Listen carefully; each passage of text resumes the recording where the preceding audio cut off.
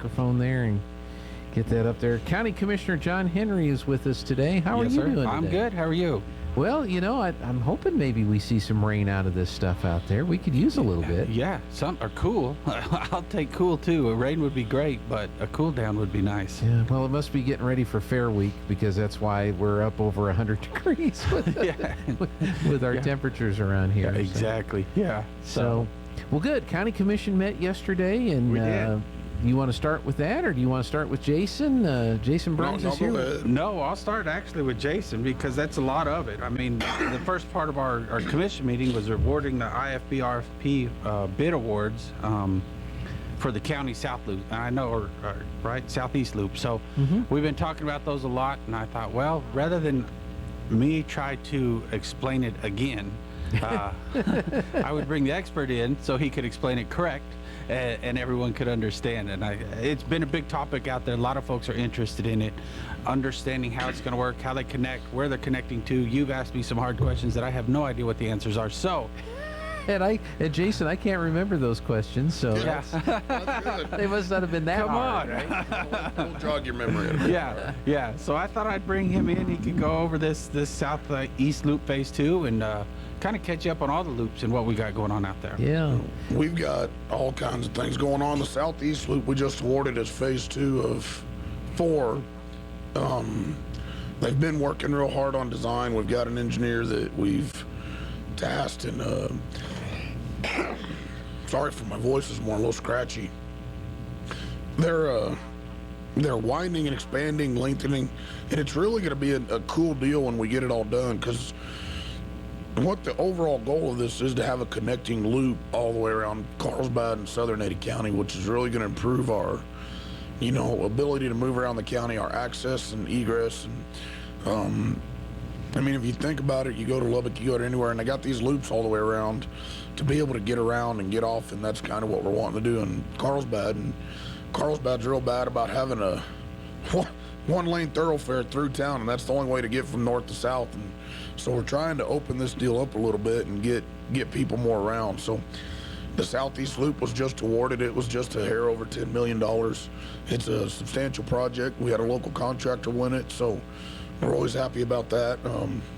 Most people are probably familiar with the loop that's been there for a while. If you're coming from Artesia going south to Carlsbad, there's the loop that goes east, right, and then south and connects up with 180. So there's 180. But it's a Shoop Loop is what that's called. Okay. The New Mexico 200. And this actually ties in conjunction with that. Phase 1, we actually realigned the road to where it meets up at 62-180 with that New Mexico 200. Okay. So you'll be able to go right there around. So if you're coming south from Artesia to Carlsbad and want to go to Hobbs, or keep coming around to go to Loving or to go to Pecos, or keep going south, you'll be able to take that, cross 62-180 at the intersection, which NMDOT is in the process, in conjunction with the county, of putting in a stoplight. Okay. And a signal there. So it won't be such a free-for-all or such a hazard to get across the highway. So it's another phase of the project that you'll be able to go straight through that and continue on that loop south. Okay. So it's like I said, we're trying to get a connecting circuit of roads with some state, some county, to make a complete access of a loop. They're all loops, the South Loop, Southeast Loop, South Loop, West Loop. So we're going to eventually tie all these together. So, well, I always like the ones in Lubbock, because I always remember when we're driving, we're trying to get someplace, and I can't tell you how many times the conversation is, I think we were supposed to get off there. Yeah. Just keep going around. It'll come back. That's exactly right. We're supposed to see the airport. Well, not especially, but so hopefully everything will be pretty well labeled and oh yeah, definitely. So this part that the county just approved funding for yesterday, what part of this loop project will this help? So this is the Southeast. This is the one coming south off of the New Mexico 200 from 62-180 going south, that will intersect New Mexico 31. And New Mexico 31 ties back into 285. It's kind of that whole big piece of it. So this will get us another I think 5.5 miles and what they're doing is they're taking a road right now that's a skinny 2-lane, and it might be 28 foot wide. They're widening this to a big 40-foot section and a good asphalt. I mean, they're really putting down a good road for this loop. So it's definitely well worth the money and going to be good to get through. So it's phase 2, and then they've got one more for the road, and then the intersection down at New Mexico 31, which what we're kind of looking at right now with DOT is a big roundabout. So that's a concept we've been considering and discussing, and it's really kind of looking viable at this point. So okay, kind of like what Artesia has, a couple of roundabouts. Much bigger. Much bigger, yeah. I think, so just kind of to put it in perspective, I think the roundabouts in Artesia might have a diameter of 40 feet, maybe 50. The roundabout we're looking at putting at New Mexico 31 and U.S. Refinery is going to have a diameter of 200 feet. And the reason we're doing that is because we got those windmill blades that need to be able to get around it, then we want them to stay out of town. So that's the whole reason we're trying to design that deal, is because when they come through Carlsbad, it puts everything to a standstill. And if you've been through Carlsbad lately, it's already a congested mess. So, yeah. There we go, Commissioner. Yeah. Taking care of this wind energy. I got here. lots to say about wind energy. So. It's all right. I'm Just on. one more problem we have to deal with wind energy. I am on that same page. But Yeah. sometimes in that line, we got to just deal with it. And Yeah, but if the blades are coming through and they cause traffic problems, it's good that now I'm sure you've gotten a lot of help from the state to help fund some of these projects. Now I say that kind of thinking of the wind project aspect of it, but Yeah. you did say that the State Department of Transportation, you guys have been working with them pretty well. so we are actually very good friends and partners with the existing DOT. And I know this I might tip you off on this, but they've had some sudden changes in the leadership of much of the secretaries at the state level. The governor went in here in the last week, unbeknownst to anybody, even DOT, and did a big switcheroo on a lot of her secretaries. So she now appointed Ricky Cerna, who was the secretary of the state personnel office, is now the secretary of DOT. Okay. And we're not sure if that's going to be a good thing or a bad thing. We hope it's going to be a good thing. We've had great relationships with DOT in the past. We still have great relationships with our local office. And Francisco Sanchez he's been great to Carlsbad and southeast New Mexico. He spoke at a luncheon yesterday. He understands our priorities, he understands our projects, and he does everything he can to bring funding here. So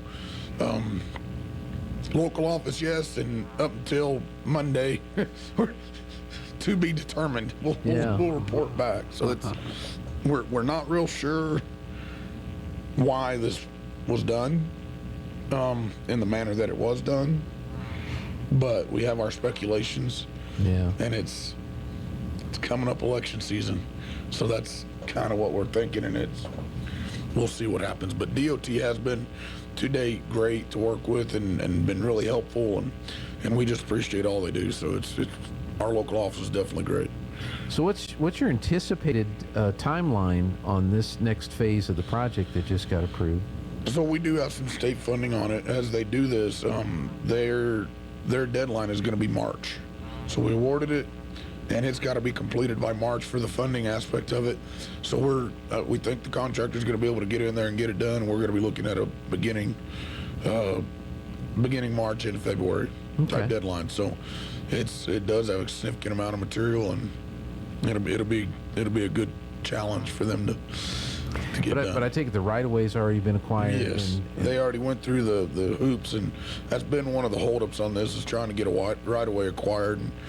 And, our community services special projects, it's Wes Hooper, and he's been working real hard on that and got it all put in place, and so he's been working really hard on that.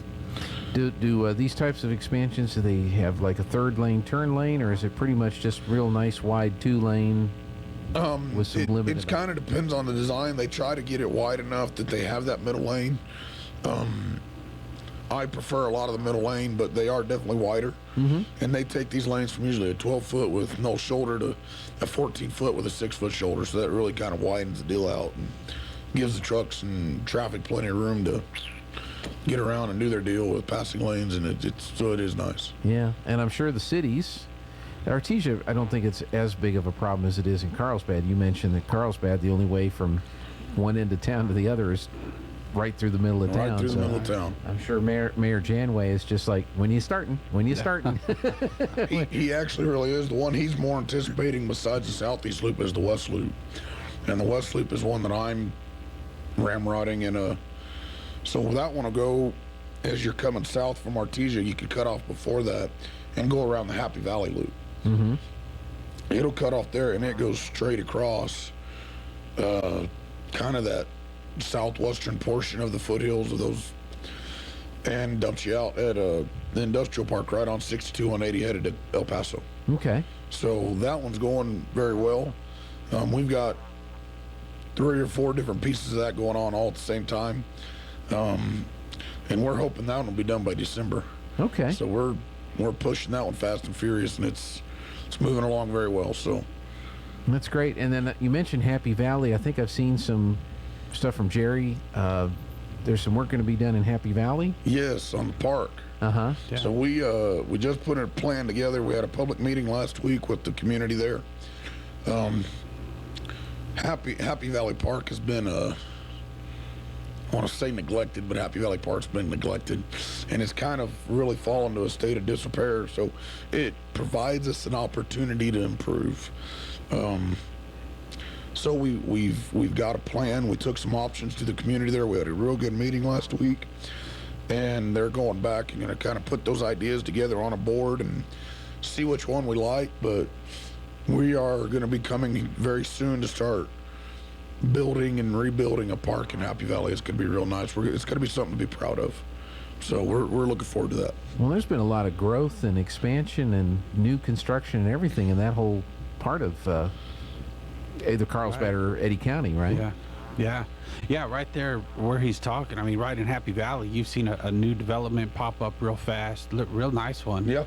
Going up on the hill there, which the hill's always been developed, and Carlsbad's got a lot of moving pieces, I think, right now that hopefully this will help. And as I always say, people always wonder, well, why do you talk about it down here in Artesia? Well, because it's going to be a great help to Artesians. So we're not having to drive through town to get to work. Now we can jump around and get to where we need to go a lot faster. So it'll be a great improvement. I really hope that it helps open up opportunity where folks will want to continue to live down here and work that way, because it's such an easy process to get around. So it's a really good deal for this side of the county as well. Yeah.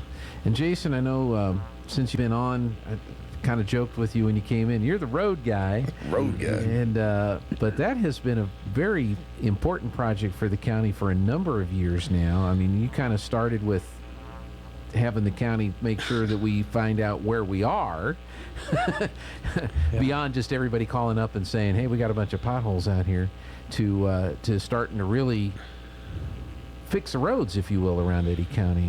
And kind of where are you at in that process? Where's the county at in that process? It takes a plan and a vision to make something sustainable, and that's kind of what we brought to them. Is, when we first came on, it was, we know the roads are bad, but where do we start? What do we do? How much? They were asking the who, what, why, where questions. And so we went and put a plan together, and we really put a good prioritization on the roads.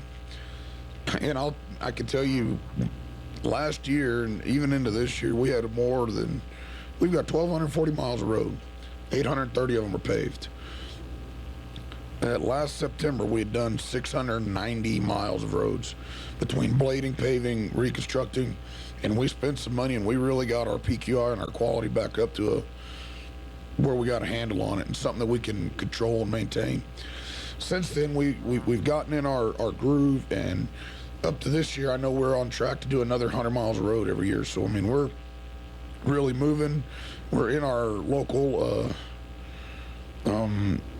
subdivisions, our local roads, and both in north and south. So you'll see us. I mean, we got subdivisions in the south, and we got 2 road departments, one in the north, one in the south. So we're working in both areas simultaneously. We're in our busy time of year, our chip seal season. So we have really kind of put a plan in place to get our roads to a good condition and then keep them good. So that's really the initiative that we put forth, and it's working. Wow. So it's been good with the county manager and county commission support. It's really been able to put a good plan in place and make it work. So, the oil field revenue doesn't hurt. That's right. So it's allowed us to be able to get things back to where they need to be and continue to develop other things that we need. So we talk about the park, and we got a few other things that are in the process of design. And I mean, it's the initiative in the sport. We've really been able to do a lot of really great things. So that's good. That's fantastic. Commissioner, where would you like to go next? Do you have I would like to kind of to piggyback off what Jason just said is the vision and the plan. I think that's one thing that we're super proud of there, right? Jason came in, got that plan put in place, showed us where we were, showed us where we were, how we were going to get out of it, and has executed the plan. And I think that's where I'm really proud of Eddy County leadership, really, and not, I mean, the department heads and everyone else, because they get something and then they get it done, and we move on it.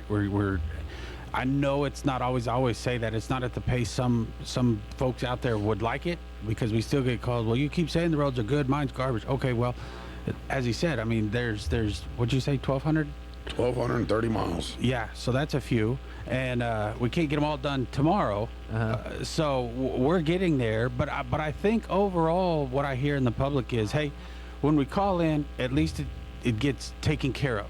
And I'm proud that we're doing that. I mean, the road might not be perfect right now. He's getting it taken care of. We're getting to it. There's been some roads down here that folks have called in, and they keep calling, hey, when's it going to be? Hey, he's on it. You know, when it's in the middle of winter, we're not going to chip seal because it's the wrong time of year to do it. So here's where you're at, and then they get it done, and all of a sudden you're getting calls, hey, they got it done. I'm so thankful. So I'm really glad folks are seeing how well they're doing and what they're doing, and I hope they appreciate it, because it is a lot of work. It's been a lot of effort, a lot of money, but it's exciting. I think if I put our roads up against anywhere else in the state of New Mexico, including state roads, I would say our roads are probably some of the best roads out there. So I just appreciate it. I think the mileage of roads is probably similar to some states back east. You get some smaller states. Yeah. They probably don't have that many miles of roads that are under state control as what we have just in Eddy County. Right. We definitely have, it's one of the higher counties with higher paved roads. So our road miles are similar to some other larger counties of our size. But the portion of unpaved to paved, we are definitely higher on the paved portion of that. So yeah. So what's the latest technology? I know when you did the chip seal project, that was kind of a new process that you were trying out. How has that worked out, or is there there's always new technology and everything, or new process? We came in and evaluated really what we want to do, and this came with when we were doing the prioritization. And being an engineer, you can really overcomplicate some things that don't need to be overcomplicated.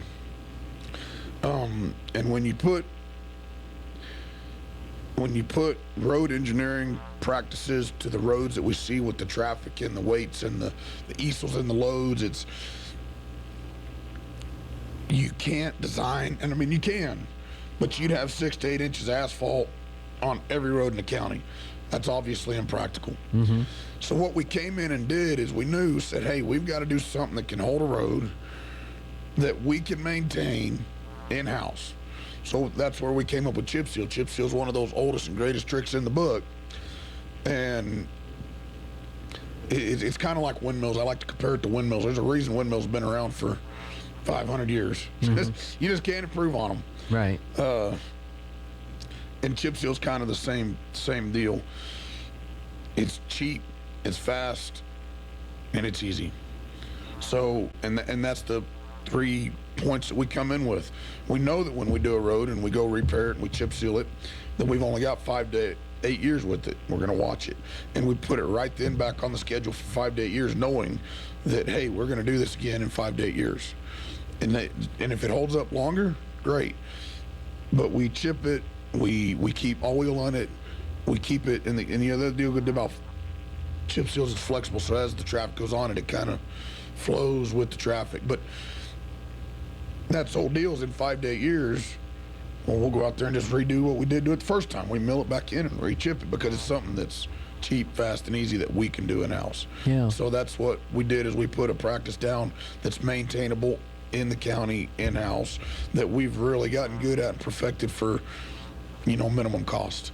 So it's not us going out and hiring contractors for millions of dollars to go do every road. It's us really minimizing our costs and being efficient at what we do. I'm trying to fix it. I know another place from an engineering standpoint that's difficult to figure out is when it gets to 107 degrees and the asphalt starts to liquefy, and then you put a tractor trailer on it, stopping, coming up to an intersection, you get the bubbling of the rippling of the asphalt. We've dealt with that a lot.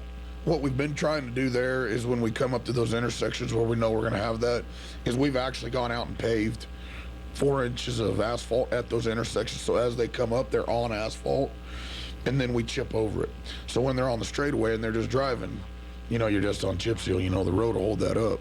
But when they come and start turning tires and moving and slowing down, they're on asphalt, and that's actually been a good practice. It's been working pretty well. So yeah.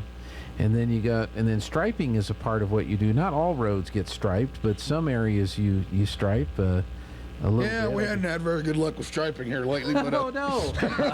Oh, no. We're in the process of fixing that. We've done some striping, but most time on county roads, what do I say here in Eddy County? We don't need stripes on roads. We know which bathroom to use, which side of the road to drive on, so we're good. That's bad. I probably shouldn't say that, but No, I understand it entirely, and we don't get enough rain where you got a lot of people driving at night in the rain trying to figure out where things are, because that can get kind of challenging. But we do. We have done a little bit of striping on some of our county arterial roads, and some of it came out okay, some of it didn't. So, it is what it is. Did you have any of the incident you've seen? We've all seen the pictures on the internet where they've striped over the roadkill. Yeah. Yeah. But there's a place in Artesia where they did some striping, and there were apparently some vehicles parked on the side of the road, and you can see where the stripe just kind of moves out. Well, do I follow that exactly, or do I have a little? It's all right. The striping we've got down there that we weren't very proud of. We're not sure if they were drinking or what was going on. But it's it didn't stick very good. Yeah, just a little bit. That's good. Well, some lines go off this way and others go off the other way, and it's like. See, well, we gotta. I'm gonna go back and play the tape and hear what he said, because we have a phrase from the parking guy over here, but I like what you said. We need to put that on a plaque or something like that. Yeah. In Eddy County, what'd you say? We know. I don't know if I want to repeat it. Yeah, get away with it once, twice pushing it, right? Yeah, twice pushing it. Might be an issue. All right, We get a call from the county manager here. Yeah. Directly. All right, well, we're going to take a quick break, and then we'll come back and talk more about what county commissioners were working on yesterday. We have County Commissioner John Henry and Jason Burns from the road department with us, and we'll be back with more on Good Morning Artesia right after this. Now for a